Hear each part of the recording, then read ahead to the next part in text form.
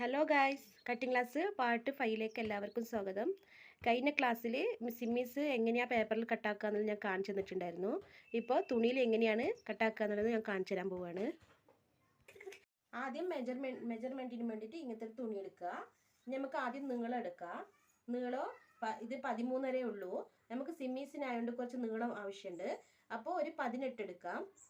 നമ്മൾ അത് നോട്ട് ചെയ്ത് വെക്കണം. നെക്സ്റ്റ് നമുക്ക് വീതി എടുക്കാം. വീതി 12 ആണ്. ഇനി നെക്കിൻ്റെ അളവ് എടുക്കുക. നെക്ക് ഒരു 4 എടുക്കണം സിമ്മീസിന്. Front neck 4, back neck 2.5. ഇനി നമുക്ക് ഷോൾഡർ എടുക്കാം. ഷോൾഡർ ഒരു 2 എടുക്കാം. നമുക്ക് 2 അല്ലെങ്കിൽ 2.5 എടുക്കാം. ഇനി കൈയിൻ്റെ വീതി എടുക്കാം. 4.5 എടുക്കുക. ഇനി നമുക്ക് ചെസ്റ്റ് എടുക്കാം. 11 ഉണ്ട്. 11 ഇത്രയാണ് നമ്മൾ സിമ്മീസിന് എടുക്കേണ്ടത് മെജർമെൻറ്റ്. ഇത് നമ്മൾ നോട്ട് ചെയ്ത് വെക്കണം. ഞാൻ ആദ്യം പറഞ്ഞ പോലെ തന്നെ എല്ലാ മെജർമെൻറ്റും എടുത്ത് കഴിഞ്ഞിട്ട് അത് നമ്മൾ ഒരു നോട്ടിലേക്ക് ആക്കി വെക്കണം. അതിന് നമുക്ക് ആദ്യം ഇങ്ങനത്തെ ഒരു തുണി എടുക്കുക. നിങ്ങൾ കോട്ടൻ്റെ തുണി എടുത്തോളൂ, നിങ്ങൾക്ക് അത് ഈസി ആവും. ഓക്കെ, ആദ്യം നമുക്ക് വീതി എടുക്കാം. വീതി 12 ആയിരുന്നു.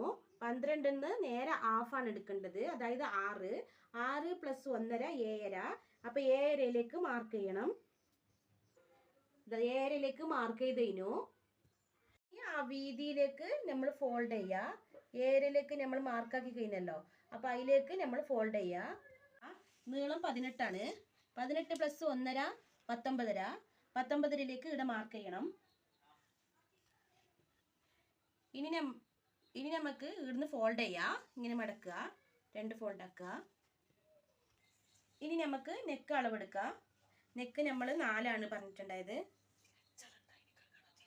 4ലേക്ക് മാർക്ക് ചെയ്യുക.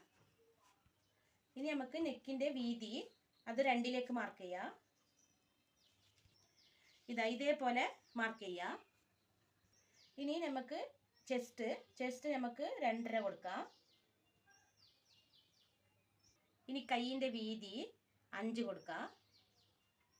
ഷോൾഡറിൻ്റെ അവിടുന്ന് കൈയിൻ്റെ വീതിയിലേക്ക് ഒരു ലൈന് കൊടുക്കുക. ചെസ്റ്റ് നമ്മൾ 11 പറഞ്ഞിട്ടുള്ളത്. നമുക്ക് ചെസ്റ്റ് എടുക്കുക. ചെസ്റ്റ് നമ്മൾ 11 പറഞ്ഞിട്ടുണ്ടായത്. അതിന് നേരെ ഹാഫാണ് എടുക്കേണ്ടത്. അപ്പോൾ ഹാഫ് ആകുമ്പോൾ അതിൽ 1.5 കൂടി കൂട്ടണോ. അപ്പോൾ 12 ആവും. അപ്പോൾ ഹാഫ് ആകുമ്പോൾ 6.25.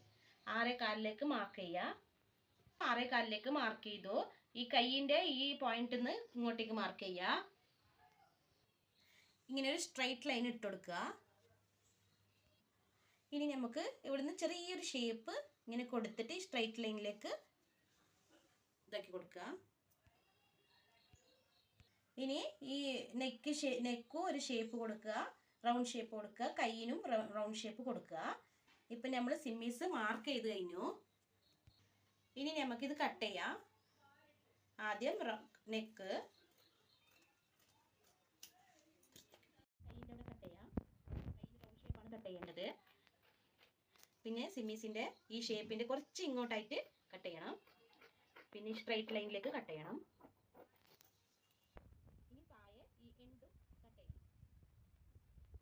ഇനി നമുക്ക് ഈ ഷോൾഡറിൻ്റെ അവിടെ കട്ട് ചെയ്ത് കൊടുക്കാം. അപ്പോൾ നമ്മൾ സിമ്മീസ് റെഡി ആയിട്ടുണ്ട്. ഇതാണ് നമ്മളെ സിമ്മീസ്. ഇനി അടുത്ത വീഡിയോയിൽ ഇതെങ്ങനെയാണ് സ്റ്റിച്ച് ചെയ്യേണ്ടത് ഞാൻ നിങ്ങൾക്ക് കാണിച്ചു തരുന്നതാണ്. Okay, by.